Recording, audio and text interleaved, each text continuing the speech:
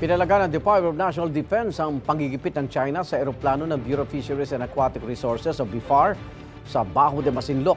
Binigyan diin ng kagawaran ang kahalagaan ng mas maraming radar sa bansa. May unang balita si Chino Gaston. The Japan Minister of Defense. Isa sa mga unang pinuntahan ni Japanese Defense Minister Nakatani Gen ang Basa Air Base at Wallace Air Base Radar Facility sa San Fernando, La Union. Dito matatagpuan ang dalawang radar systems na binili ng Pilipinas sa Japan noong 2024 sa halagang 5 billion pesos. Dalawang radar system pa ang paparating. Ayon kay Defense Secretary Gilberto Teodoro, mahalagang bahagi ng maritime domain capability ng Pilipinas ang mga radar system gaya nito. At kailangan pa raw ng mas maraming radar na ilalagay sa iba't ibang parte ng bansa. Given the fact that we are an archipelagic country is important because the domain extends far beyond our land borders. And we have to know if there is any activity within our EEZ.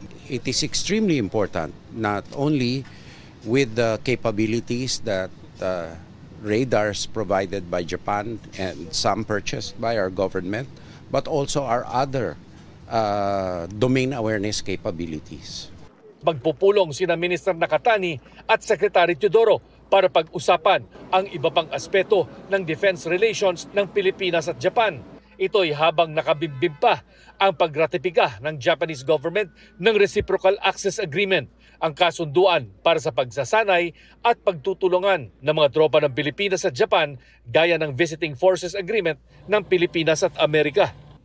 Kaugnay naman sa panggigipit ng China sa eroplano ng BFAR sa Bajo de Masinloc, pinalagan ito ni Secretary Teodoro. It once again demonstrates that China is not a party that respects any form of international law or any form of dependability. They have not been a credible citizen of the world. Ang kapusukang pinapakita ng China ayon kay Teodoro ang siyang nagtutulak sa Pilipinas para madaliin ang pagtatag ng iba pang mga defense agreements sa ibang bansa gaya ng Canada, New Zealand at France para mapigilan ang aniyay pagripaso ng China ng mga pamantayan ng international law. Ito ang unang balita, Chino Gaston para sa GMA Integrated News. Igan, mauna ka sa mga balita, mag-subscribe na sa GMA Integrated News sa YouTube para sa iba't ibang ulat sa ating bansa.